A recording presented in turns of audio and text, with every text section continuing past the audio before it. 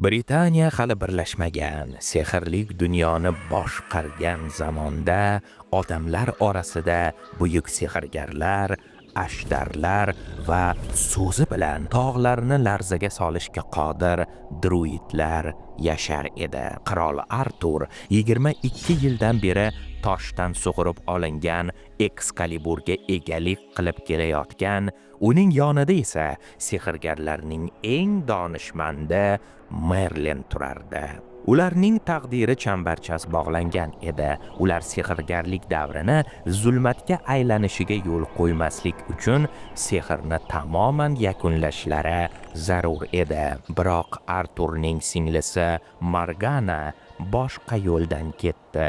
U qadimiy afsonlarni uyg'otdi.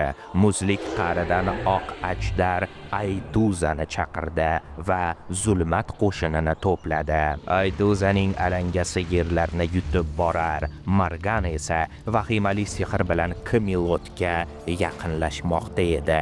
Merlin yovuzlikka faqat unga teng keladigan kuch bilangina qarshi turish mumkinligini bilardi va u so'nggi eng ulug'vor ajdar Kilgarrani chaqirdi. Ajdar o'z olovini Excaliburga berdi. Qilich xuddi ajdar olovi kabi yorqin nur taratib turardi. Endi Excalibur ezgulikka zarar yetkaza olmas, biroq yovuzlikka tegsa, bu yovuzlikning so'nggi zarrasi yonib tugamagunga qadar o'chmas olov bilan jazolardi. Buyuk jang kuni yetib keldi. Osmonda qizil va oq ajdarlar olishdi. Yerda nur ritsarlari zulmat jangchilari bilan to'qnashdi. Nihoyat Merlin va Morgana ham to'qnash kelishdi. Bir sehrgar va bir afsongar jangining qudrati va dahshatini bu olamdagi biror so'z bilan ta'riflab bo'lmasdi. Shunda Morgananing qarshisidan Artur chiqdi. Artur o'z singlisi bilan jang qilishni istamadi va shunday dedi: "Bu jang aslo tugamas. Qondoshlar bir-biriga qarshi chiqar ekan, bu urush abadiyat sari cho'ziladi. Agarda mening qonimni istasang, uni o'zimning qilichim bilan ol", dedi va Excaliburni topshirdi. Morgana qilichni olgan ondayoq uni moviy olov chulg'adi. Zulmat qo'shini esa tutun misoli tarqaldi. Ammo g'alaba juda qimmatga tushdi. Jang olovida barcha sehrgarlar, ajdarlar va druidlar halok bo'ldi. Faqat bir nechtasi, Druid ismli druid, sehrgar Giriya va oq ajdar Aytuza omon qoldi. Ammo ular ham sehrsiz davr kelganini bilgach, tez orada g'oyib bo'lishdi. Jang tugagach, Merlinni boshqa hech kim ko'rmadi. O'shandan buyon sehr jodusiz, ajdarlarsiz va afsonalarsiz davr, insonlar, ya'ni bizning davrimiz boshlandi. Biroq ba'zi insonlarning aytishicha, Merlin hali hamon tirik va u bizning oramizda kezib yurarkan. Salom Susanbal ahla. Xo'sh, nazarimda ko'pchilik, shaxsan mening o'zim ham kutgan daqiqalar, lahzalar yetib keldi, chunki afsongar Merlin haqida biz anchadan beri suhbatlashishni reja qilayotgan edik va izohlarda ham, Instagram sahifamizda ham, shu jumladan Telegramimizda ham bu mavzu ko'plab muxlislarimiz tomonidan so'raldi. Afsongar Merlin haqida bo'lsin, Merlin serialini tahlil qiling, umuman olganda Merlin mavzusiga to'xtaling degan izohlarni ko'p bora o'qidik. Bu borada takliflar ham bo'ldi va o'sha kun, o'sha lahzalar va nihoyat yetib keldi. O'z o'rnida savol tug'iladi: nimaga shu kunga qadar Merlin mavzusiga to'xtalmadik? Axir Susanbal loyihasining asosiy mavzularidan biri bu nafaqat fantastika, balki fantasy janri ham. Gap shundaki, Merlin bu nihoyatda muhim qahramon, nihoyatda mashhur personaj va uning ishtirokidagi loyihalar dar haqiqat juda ko'p. Va har gal o'zimga savol berardim: agarda Merlin haqida tahlil tayyorlaydigan bo'lsam, aynan qaysi Merlin haqida gapiraman? Chunki Merlin ishtirokidagi seriallar, badiiy filmlar, hattoki hujjatli filmlar juda ham ko'p. Animatsion loyihalarni sanohiga esa umuman yeta olmaymiz. Lekin ikkita Merlin mavzusidagi loyiha borki, u bizning mamlakatda, shu jumladan bizning xotiralarimizda alohida ahamiyat kasb etadi. Bu Merlin mini seriali hamda Merlin to'liq seriali va bu ikkita loyiha o'rtasida muhim bir farq bor.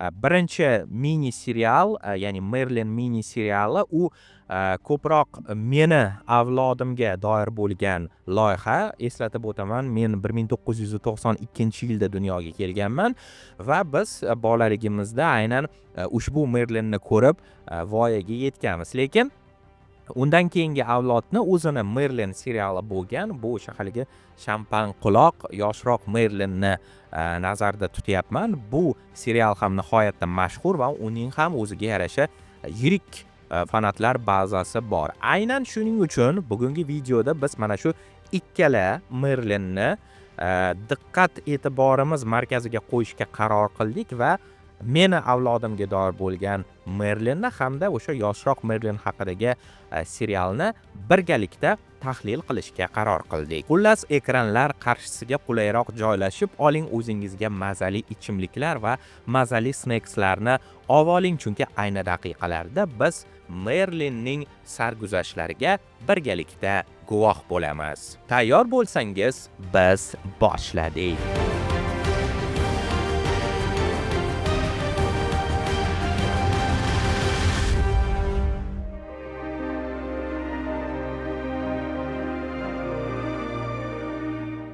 Bir 1998-yil televizion dunyo navbatdagi sehrli ertakni kutayotgan edi. Aynan shu yili NBC va Hallmark Entertainment hamkorligida Merlin nomli epik mini serial dunyo yuzini ko'rdi. Qahramonlar afsonasini zamonaviy dramaturgiya bilan uyg'unlashtirgan ushbu loyiha The Great Merlin nomi bilan ham tanilgan bo'lib, ba'zi manbalarga ko'ra esa 3 qismli formatda efirga uzatildi va millionlab tomoshabinlar qalbidan joy oldi. Serial syujeti Merlinning tug'ilishi va u orqali qirolicha Mapning sehrni qayta tiklash rejasi bilan boshlanadi. Ammo Merlin o'z ijodkorining irodasiga bo'ysunmaydi. U odamlar orasida yashaydi, sevadi, xatolar qiladi, lekin ayni paytda yovuzlikka qarshi kurashadi. Excalibur, Uther Pendragon, Vortinger, Artur bularning barchasi afsona olamidagi tanish nomlar, ammo bu gal ular boshqa nuqtai nazardan qaraladi. Ba'zan insoniy, ba'zan zaif, ba'zan esa jasur. So'nggi epizod esa melanxolik, falsafiy va og'riqli bo'ldi. Merlin sevgan ayolidan ayriladi, do'stlarini yo'qotadi va eng achinarlisi, o'zi yaratgan afsonani o'zi yuvib tashlashga majbur bo'ladi. Map unutiladi, sehr yo'qoladi, insoniyat esa o'z tanlovini qiladi. Serialni taniqli rejissyor Steve Barron boshqargan. Sam Neillni esa klassik Yura davri dunyosi filmlari orqali juda yaxshi taniymiz. Darhaqiqat kino san'atida Merlinlar nihoyatda ko'p, lekin aynan Sam Neill gavdalantirgan Merlin obrazi ushbu siymo uchun tiklangan haqiqiy haykal hisoblanadi. Suratga olish ishlari Angliya va Uelsda bo'lib o'tgan. Ekranlashtiruvchi dizaynerlar Kelt va Rim madaniyati uyg'unlashgan konsepsiyani yaratishdi. Serial dizayniga boshchilik qilgan taniqli dizayner Alan Lee esa o'zining asosiy ilhom manbai Uzuklar hukmdori asaridan muhit va liboslar konsepsiyasini olgani yaqqol sezilib turibdi. Tanqidiy nigoh bilan qaralganda The Great Merlin syujetda kuchli falsafiy qatlamlarga ega. Qismat, tanlov, ozodlik, insoniyat va unutilish haqida. Serial klassik yaxshi-yomon sxemasidan qochib, har bir qahramonni murakkab holatda tasvirlaydi. Qirolicha Map oddiy yovuzlik emas, u ham o'z olamini saqlab qolmoqchi bo'lgan mavjudot. Morgan Le Fay ham ichki azobdan tug'ilgan fojiali obraz. Merlin esa qahramon degan tushunchaning o'zi bilan kurashayotgan timsoldir. Tajribali tomoshabin sezadi. Serialda 90-yillarning CGI texnologiyasi zaif.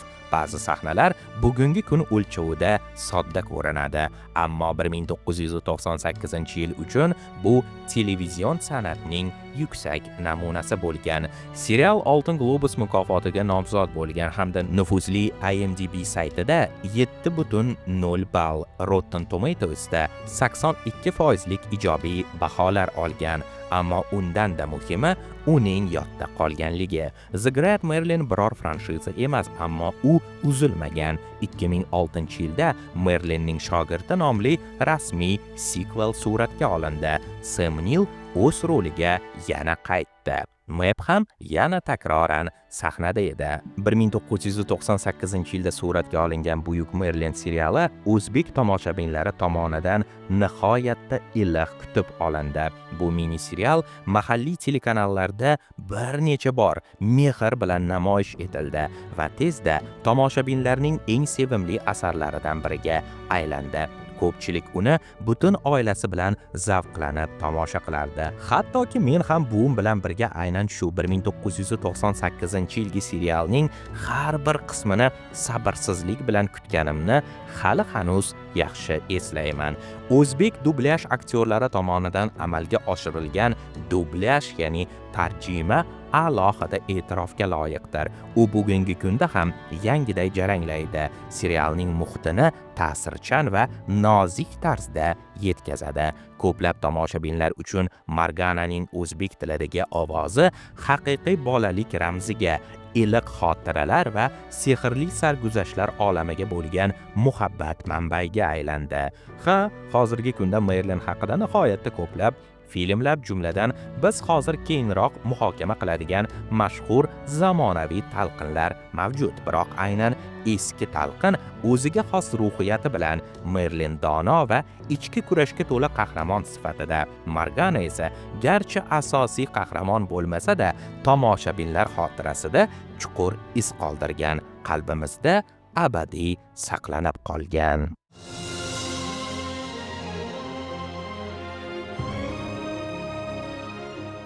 Merlin fantastik seriali Julian Johnson, Jake Michi, Julian Murphy va Johnny Capps kabi ijodkorlar tomonidan yaratilgan. Ular ismlaridagi umumiy J harfi bilan hazilomuz tanilganlar. Serial g'oyasi Amerikaning mashhur Smallville serialidan ilhomlangan. Smallville Superman haqidagi komikslarga asoslangan bo'lib, unda bosh qahramon Clark Kentning yoshlikdagi hayoti va super qahramonga aylanishi hikoya qilinadi. Julian Murphy va Johnny Cappsning fikricha, Merlin voqealari Camelotning oltin davrlaridan avvalgi zamonlarda sodir bo'lishi kerak edi. Ammo ular kimningdir kutgan tasvirini aks ettirishni emas, balki butunlay yangi dunyo yaratishni maqsad qilishgan edi. Shunga qaramay, Smallvillening ta'siri ayniqsa birinchi qismlarda juda yaxshi sezilib turadi. Serial syujeti Merlinning sehrli qobiliyatlarini yashirishga majbur bo'lishi va Camelotda sodir bo'layotgan g'ayritabiiy hodisalarni izohlashga urinishlari atrofida qurilgan. Bu jihatlar Smallville'dagi Clark Kent obrazini eslatadi. Merlin ilk bor 2008-yil mart oyida Buyuk Britaniyada efirga uzatilgan edi. Serialning asosiy sahnalari Uels va Fransiyada suratga olindi.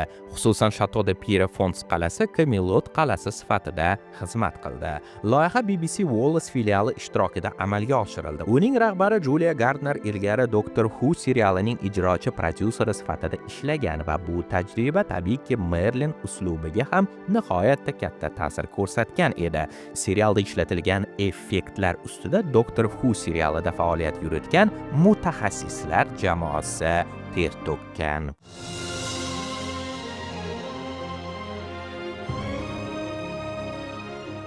Birinchi mavsum katta muvaffaqiyatlarga erishganidan so'ng ketma-ket yana 4 ta mavsum suratga olinadi. 2008-yildan 2013-yilgacha Merlin BBC telekanalining eng mashhur va sevimli loyihalaridan biriga aylandi. Har bir yangi mavsum bilan serial muxlislari soni sezilarli darajada ortib bordi. Shu sababli BBC loyihani to'xtatishga qaror qilganida rahbariyat tomoshabinlarga ochiq tushuntirish berishga majbur bo'ldi. Ular quyidagicha bayonot berdi. Har qanday shou erta yoki kech yakunlanadi. Merlin siz uchun sehrli, hayajonli va hazillarga boy olam bo'lganidan mamnunmiz. Biroq endi xayrlashishning vaqti keldi. Odatda bunday bayonotdan so'ng muxlislar sekin tinchlanishadi. Ammo bu safar voqea biroz boshqacha tus oldi. Merlin muxlislari darhol BBC manziliga murojaatnomalar yuborishdi. Murojaatnomaning mavzusi quyidagicha edi. Hurmatli BBC, bizga Merlin va uning qahramonlari bilan xayrlashishga tayyorlanish uchun vaqt berilmadi. Siz serialni yakunlamadingiz, uni to'satdan to'xtatdingiz xolos. Nega bizni avvaldan ogohlantirmadingiz? BBC tomonidan esa bu murojaatlarga rasmiy va asosli javob berilmadi. Serial 5 fasldan iborat bo'lib, har bir faslda 13 ta qism mavjud. Serial ko'plab mukofotlarga sazovor bo'ldi va 2011-yilda Britaniya Akademiyasi televizion mukofoti, ya'ni BAFTAga sazovor bo'ldi. Aytish joizki, serial 180 dan ortiq mamlakatlarda namoyish etilgan. Bu o'zining kuchli aktyorlik tarkibi va sarguzashtli syujeti bilan mashhurlikka erishgan.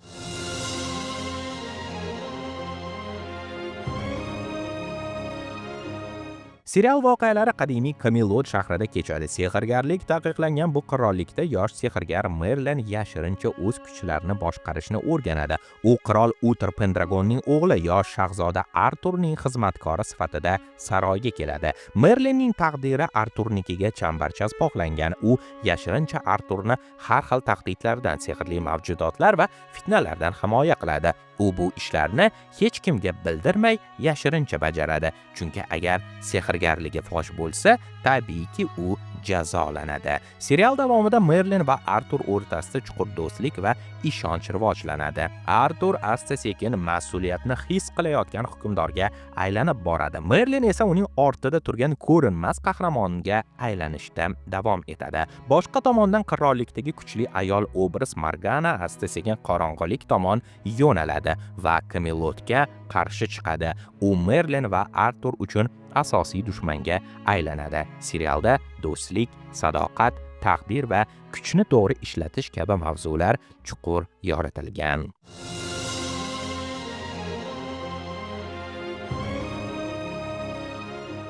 Keling endi asosiy qahramonlar haqida biroz suhbat qursak. Merlin serialning bosh qahramoni. U oddiy xizmatkor qiyofasida Camelotga keladi, ammo aslida sehrli kuchga ega bo'ladi. U sehrgarlikni yashirincha o'rganadi va qirol Arturga sodiq xizmat qilib, uni har xil tahdidlardan asraydi. Merlin jasorat, fidoyilik va sadoqat timsoli. U ko'pincha tanlov qarshisida qoladi, o'z kuchini ochish yoki do'stlarini xavfdan saqlash. Artur Pendragon, Uther Pendragonning o'g'li va taxt vorisi. Avvaliga mag'rur va beparvo yigit sifatida namoyish etiladi, ammo vaqt o'tishi bilan jasoratli va adolatparvar hukmdorga aylanish jarayonini boshdan kechiradi. Artur ritsarlik qadriyatlarining ramzi. U o'z xalqini himoya qilishga va to'g'ri yo'l bilan hukmronlik qilishga jon jahdi bilan intiladi. Merlinning afsun bilan bog'liq ishlaridan u boxabar bo'lmasa-da, ular o'rtasida chuqur do'stlik shakllanadi. Guinevere, ya'ni Gwen, asl kelib chiqishi oddiy bo'lsa-da, keyinchalik Arturning yuragini zabt etadi va Camelot malikasiga aylanadi.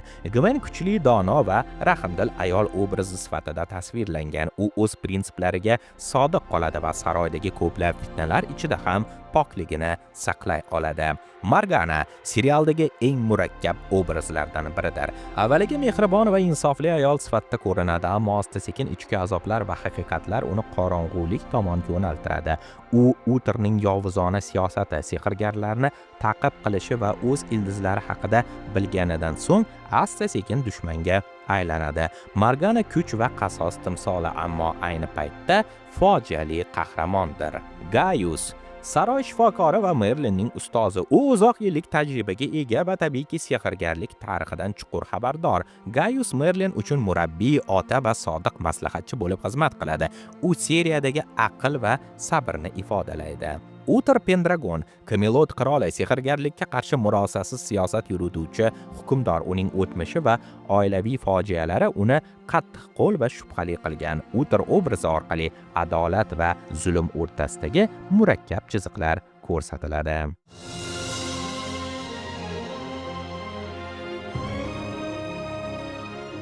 Merlin seriali BBC tomonidan ishlab chiqilgan bo'lib, bu loyiha yosh tomoshabinlar uchun mo'ljallangan bo'lsa-da, ko'plab yirik seriallar bilan bemalol bellasha oladigan darajadagi syujet, obrazlar va texnik yechimlarni taklif qila oladi.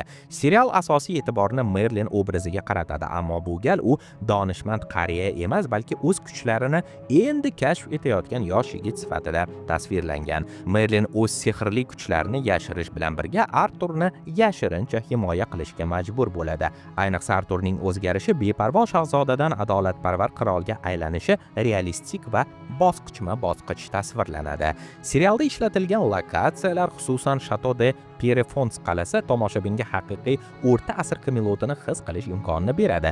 Byudjet cheklangan bo'lsa-da, sahna bezaklari, kostyumlar va maxsus effektlar ko'p hollarda kutgan darajadan yuqoriroq bo'ladi. Serial uchun yaratilgan saundtreklar, ayniqsa dramatik va jangovar sahnalardagi musiqiy fon umumiy kayfiyatni muvaffaqiyatli ifodalaydi. Shuningdek, Merlin o'z vaqtida Doctor Who loyihasida ishlangan mutaxassislar jamoasidan foydalanib, texnik va dramatik uslubni uyg'unlashtira oldi. Shunga qaramay, serial ideal emas. Tanqidchilarning eng ko'p e'tiroz bildirgan jihatlaridan biri syujet takroriyligidir. Ayniqsa 3 va 4 mavsumlarda deyarli har bir qismda Merlin sehr orqali Arturni yashirincha qutqaradi. Bu esa voqealarning bir maromda takrorlanishiga afsuski olib keladi. Bundan tashqari, serialdagi sehr qonunlari negadir izchil emas. Bir holatda Merlin juda qudratli ko'rinadi, boshqa holatda esa oddiy vaziyatlar oldida ojiz qoladi. Bu esa sehr olamining ichki mantig'iga nisbatan ishonchni susaytiradi. Yana bir muhim kamchilik ayol obrazlarining soddalashtirilishi. Gvinevera xarakteri deyarli butun serial davomida sevgi obyekti sifatida qoladi. Morgana esa dastlab murakkab psixologik portretga ega bo'lsa-da, oxirgi mavsumlarda uni klassik yovuz roliga siqib qo'yishadi. Serialning yakuni esa ko'pchilik uchun bahsli bo'ldi. Arturning o'limi, Merlinning esa yakkalikka mahkum etilishi ko'plab tomoshabinlarda norozilik uyg'otdi. Bu fojiali yakun afsonaviy mazmunga mos bo'lsa-da, serial davomida qurilgan umid, do'stlik va adolatga asoslangan kayfiyatda ziddiyatli tarzda to'xtaydi. BBC tomonidan serialning tugatilishi to'satdan amalga oshgani sababli minglab muxlislar ochiq norozilik bildirgan, hatto telekanal manziliga norasmiy murojaatlar yuborilgan edi. Zotan yuqorida biz bunga batafsil to'xtaldik. Shunga qaramay, Merlin o'z davrining eng mashhur Britaniya fantastik seriallaridan biri bo'lib qolmoqda. U ko'plab fanfiction asarlar, muxlislar klublari va ijtimoiy tarmoqlardagi muhokamalarning sababchisiga aylandi. Netflix orqali serial yangi tomoshabinlar avlodiga yetib bordi va ko'plab yoshlar uchun sehrli hikoyaning kirish nuqtasiga aylandi.